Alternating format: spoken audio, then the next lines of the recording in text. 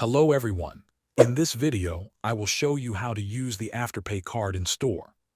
First, open the Afterpay app on your smartphone. Tap the In-Store or Card tab, then select Pay in-Store and tap Set up the card.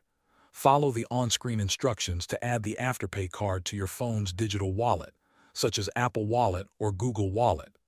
During the setup, you may receive an SMS verification code.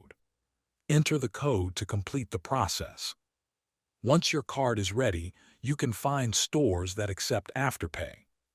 The Afterpay card only works at approved physical retailers that accept contactless Visa payments.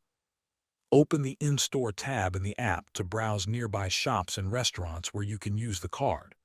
When you're ready to pay, tell the cashier you'll be using a contactless payment. Open your phone's digital wallet and select the Afterpay card. Hold your phone near the card reader until the payment is approved. After the purchase is complete, the total amount will automatically be split into 4 interest-free installments. The first payment is charged right away, and the remaining 3 payments are due every 2 weeks according to your payment schedule. Thanks for watching.